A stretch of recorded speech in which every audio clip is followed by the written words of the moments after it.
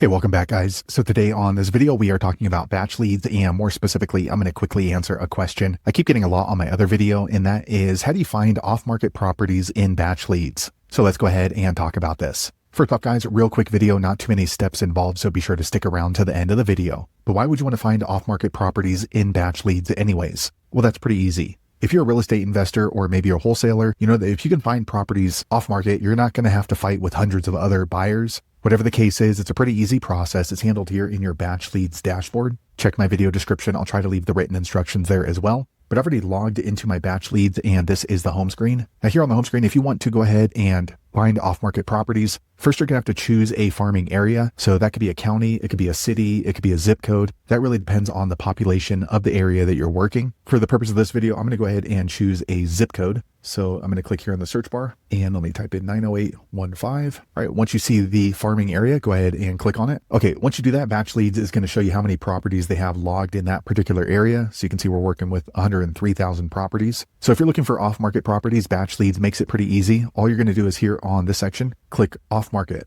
Okay, so now you can see that they have 52,000 properties listed right here. But let me go ahead and turn off batch rank. I'm going to close that. Okay, so 102,000 properties in that zip code are off market. So that's a huge list. So I'm generally going to go ahead and filter this down, and you probably should also, depending on what your search parameters are. So what I'm going to do now is click on all filters, and then I'm going to go ahead and filter it out by property characteristics. So I like to buy single family. So I'm going to click here and click on residential, and then property type. I'm going to click single family. Okay, you can see it filters down to about 60,000 properties. Again, that's still a huge off-market list. So I'm going to go ahead and click on valuation and equity. If I'm not buying a multi-million-dollar property, there's no sense in including that in my off-market list. So let me click here and I'll just type in 700,000, and then I'll put the minimum, let's say at 400,000. Okay, so now we're down to 9,000 properties. Again, still a huge off-market list. So I'm going to go ahead and filter this down by ownership info. I like to buy from individuals, so I'm going to click here on owner type and choose individual. Okay, 6,600 properties. Another good one is if we click here on cash buyers, and I'm going to click here on number of properties owned. I'm going to put this at maximum 3 properties, just because if they have 50 different properties, that means they're probably a pretty seasoned investor. So as you can see, you can continue to add more and more filters as you dwindle down the off-market list. Now, if you still have too many properties in this off-market list, you can go ahead and change the search parameter. So let's go ahead and maybe change this to a smaller zip code. Let's do 97217. Okay, it looks like in this area, there's about 51,000 off-market properties